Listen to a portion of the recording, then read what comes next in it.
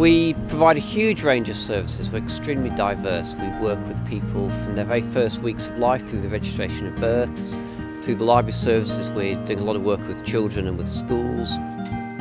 Moving on through people's lives, we're responsible for social care services for people from aged 18 onwards, things like the archive service, sports education through Active Cumbria. We're now responsible for new welfare services across Cumbria. So we're involved with people throughout their lives. It's just everything that you need. Can't say a thing wrong about it, honest to God I can't. Cumbrians should be justly proud of what an excellent resource they have just on their doorstep. It's become a sort of centre for the community. It's a great success. It gives me the freedom that I need to live my life the way that I want to live it. I've been really proud of the way that we've moved to bring real innovation to our services. Libraries have always been part of our communities. Many of us will have grown up remembering libraries as places where you had to be very quiet, where you went in almost in fear of the librarian. Libraries have changed. Libraries have embraced technology. Library staff are really about working with their local communities and being absolutely the hub of it. And we wanted to move to a model where communities are much more involved in how they can support the running of the library service. So in Dent, we've worked with the parish council and with other people to apply for grants from external bodies to renovate the old Victorian reading room and bring it back into use as precisely what it was built for. And it's become the real hub of a community. We have people with disabilities who couldn't access the mobile library, kids coming in from school. It's a classic example of how the council can work better with communities and produce a service that's innovative, that's imaginative, and that actually is really flexible and suits the needs of a local population. The mobile library was being used less and less. There were about 8 people in the whole Dale using it. In discussion with people from the library, they came to look at this room. They said it was absolutely ideal, and it went from there. We've had about 2,500 people, and we're only 600 people in the whole Dale, and it's become a sort of centre for the community. Picked up by Thomas Cromwell. They come, they talk, they drink their teas and coffees and change their books. The room is being used a lot more now for small committee meetings. It's now very warm and very comfortable. The vicar ran his recent confirmation classes here. The football club use it, the cricket club use it for their meetings. It's a great success.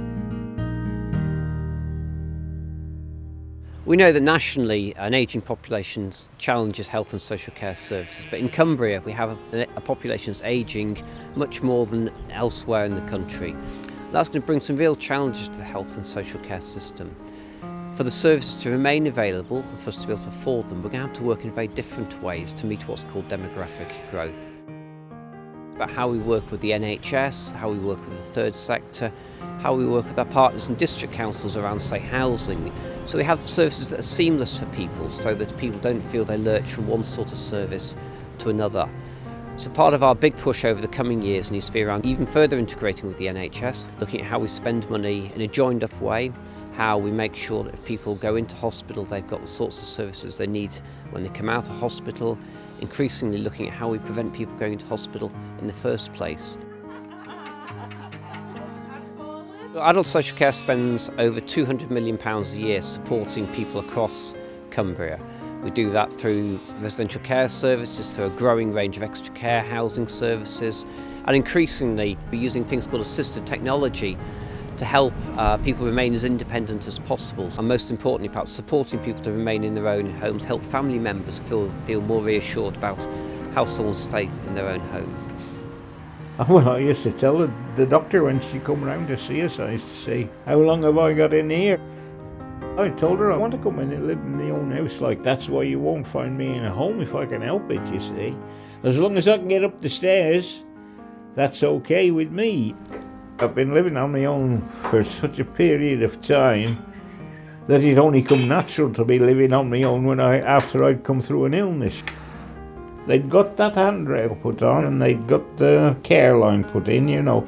With this, you get an instant reply on what they're going to do about it. Straight away, it is mind if the ambulance is coming, they say, we'll get the ambulance right away, Fred. Or if they need a specialist doctor, they say, we'll get him at you right away. And as long as I've got this on my neck, just press that and, Fred, what's the matter? Adult social care spends over £200 million a year supporting people across Cumbria. We know that what older people in particular have told us is that they want to keep their own front door key as much as possible, to have a sense of independence, to have support when they need it, but also to have independence when they don't require immediate support. We've looked increasingly at things like extra care housing schemes, where often people have their own individual flat. That means that family can come and stay over. Really important at a time when people are ever more dispersed across the country. They came from Carlisle to tell us that they were building this place and showing us photographs and all that sort of thing. And if you were interested, to apply, which I did. And it's one of the best decisions I've ever made, because it's brilliant. Absolutely, I love it. It's just got everything. You don't have to reach over, do you, to open and shut your window? You just press a button. You've got your shower, you've got your alarm bell, a non-slip floor. It's just everything that you need. The staff are brilliant, the residents are brilliant. Just can't say a thing wrong about it, honest to God I can't. I do suffer from arthritis, which is getting worse, much worse. And it was getting difficult to get up and down stairs. And we saw this place advertised and came to have a look around, and very impressed, and applied to move here, and we've no regrets whatsoever. It's a lovely compact apartment. This is the lounge. We have 2 lovely bedrooms and a wet room, which is handy because if we become wheelchair bound, we would still be able to have a shower. We love it here. There's a lovely sense of community. You never feel alone. There's always somebody around to help. It's the little things, actually. We don't have to remember putting the bins out. We don't have to remember whether we've locked the back door at night and things like that. It's that lovely feeling of being secure. As we are at the moment, we're fortunately independent and we don't need much help. But as things go on, we might feel that we need help, and it's available to us, which is nice. Over the last few years, we've moved to something called personal budgets. We've been much clearer with people about the amount of money that the council has available to spend on their care, and we're starting to encourage people to think about how they might use that money differently. The care that most agencies provide is very good, but it is just care. Too rigid, really. Very good care, but, very rigid. The scheme where you receive the income, I think it's flexible, and it puts you in charge. You're the boss. You decide what to do with the funds that you receive, which is great. When you're disabled, you lose so much, not just physically, you lose an awful lot. And it gives you back a bit of dignity, and you're in control. It's so flexible. Like, Angela's going to come up to Carlisle with me today, so I compare the overtime for the extra hours. They work out the cost of your care, and then work out what national insurance, holiday pay and things like that, and that's the amount they put in the bank every month to an account for you. As long as they make the payment and you don't spend more than you give them, then there's not a problem. It really is a fantastic scheme. My mobility was failing, so I went to the doctors, diagnosed with muscular dystrophy, and had to start about altering what I did in order to fit in with what I could do physically. If you get the flexibility in the help that you need, you can do anything that you want. You just need to be able to have that help when you need it, at the time you want it, in the way that you want it. It's like going to a tailor and having it measured. You're getting it exactly how you want it. I actually have a payroll, and I do the rotas and the contracts and everything else, and we sort it all out. Having the help that you require removes the obstacles that make you feel disabled, because you're disabled by the barriers that are thrown up, and what having this sort of help does is remove those barriers. It gives me the freedom that I need to live my life the way that I want to live it. We've done a lot of work to look at the buildings that we deliver services to.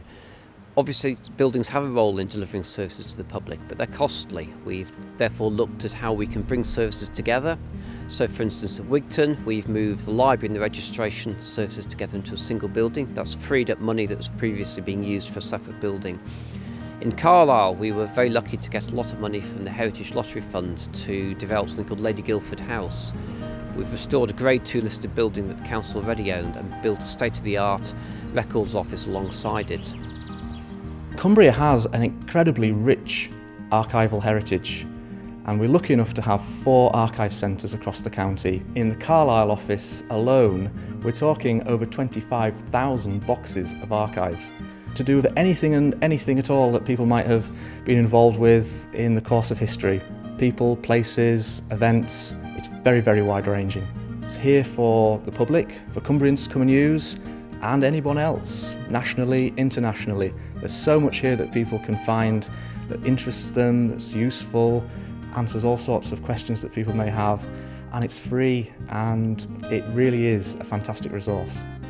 When we decided to come and open an archive centre here, we worked very closely with English Heritage because right next door is Lady Guildford's house, which is a Grade 2 listed building. It's almost 180 years old, and we had to be very sensitive building our archive centre next to that.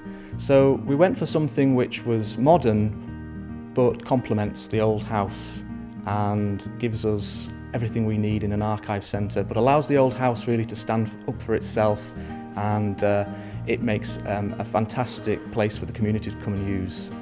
So we're very pleased with the way this has worked out, and in fact Cumbrians, I feel, should be justly proud of what an excellent resource they have just on their doorstep here in Carlisle.